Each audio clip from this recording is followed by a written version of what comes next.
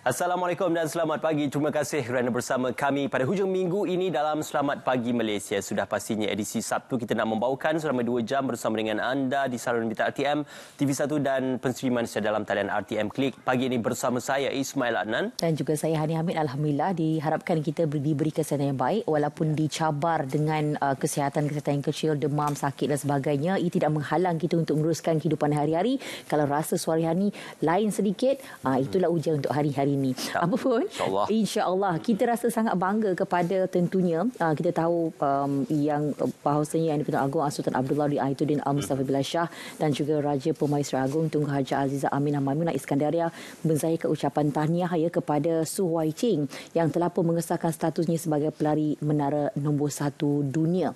Jadi ini pasti satu kebanggaan mana Su Wai Ching beberapa kali bersama kita dalam Selamat Pagi Malaysia untuk berkongsi tentang kejayaannya dan pernah sekali kecundang dan akhirnya bangkit kembali, dan ini sebenarnya semangat yang kita mahukan kita serap daripada Su Wai Ching dalam kehidupan kita hari-hari, kan Ismail? Kejayaannya itu seperti yang dikatakan Hani itu, kita boleh mengambil inspirasi daripada semangat itu dan apa yang telah ditonjolkan oleh beliau dengan memenangi acara pendakian 2,226 anak tangga dan 104 tingkat bangunan One World Trade Center dengan catatan 12 minit 46 saat. Jadi satu ucapan tahniah juga kepada Su Wai Ching yang telah pun berjaya untuk menempa nama negara di peringkat antarabangsa. Alhamdulillah. Sedikit cerita di peringkat antarabangsa juga, Shanghai sekali lagi laksana ujian saringan mega COVID-19.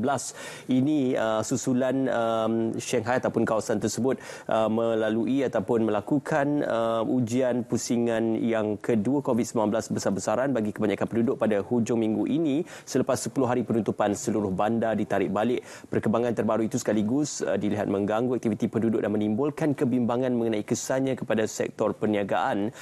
Daripada mengikutkan kepada pegawai di kawasan Shanghai itu juga turut berkata 7 daripada 16 daerah di bandar itu menjalankan ujian PCR untuk semua penduduk pada hujung minggu berikutan penemuan beberapa kes dalam komuniti untuk mencegah wabak baru dan juga varian baru. Ya, kita nak tahu juga berkaitan dengan situasi semasa sentiasa syakna walaupun sekarang ni kita tahu bahawa pengalihan kita kepada sesuatu yang lebih baik selepas ini dari segi aspek kesihatan. COVID-19 masih ada sekeliling kita. Pastikan kita sentiasa memantau, menjaga SOP yang telah pun ditetapkan. Terutama sekali nak membawa anak-anak. Sekarang minggu cuti sekolah kan? Betul. Kalau bawa ke mana-mana, terutama sekali dalam pengisian bagi Pesta Buku Antarabangsa Kuala Lumpur yang merupakan satu jenama yang besar.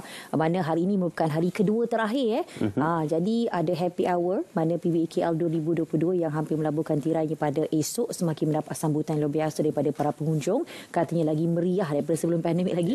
Dan para penggemar buku hadir di World Trade Center awal pukul 8 pagi untuk mendapatkan naskah yang dikendaki selain dapat bertemu mata dengan penulis-penulis buku yang mereka sering baca.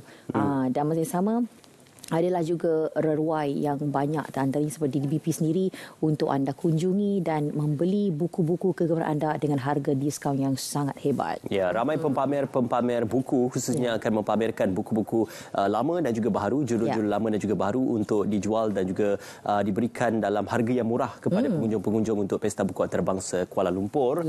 Sedikit juga perkembangan berkenaan di negeri Sarawak meluluskan peruntukan 130 juta ringgit membina jalan Igan ke Sibu.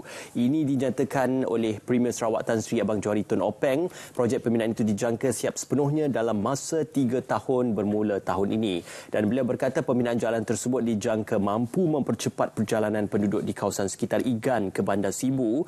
Dan bukan sahaja dapat memanfaatkan penduduk kawasan Igan, malah penduduk di kawasan Bawang Asan dan Bruit. Dan impak ini juga akan melihatkan perolehan kos sehingga 130 juta ringgit. Jadi itu adalah untuk manfaat dan juga untuk memberikan ruang yang lebih baik kepada masyarakat di kawasan Igan dan juga Sibu. Okey, baik. Banyak pastinya perkembangan semasa yang akan kita kongsikan dengan anda melalui siaran kita pengisian dalam Selamat Pagi Malaysia untuk edisi hari ini. Jadi pastikan anda terus bersama kami dalam Selamat Pagi Malaysia. Dan antara lain juga kita akan bersama dengan para pelakon, Puteri Saliana insya-Allah akan bersama kita. Ya, dan begitu juga tentang Hari Puisi Malaysia yang akan kita bawakan pada anda dari semasa ke semasa. Jadi teruskan bersama kami dalam Selamat Pagi Malaysia. Ke mana-mana.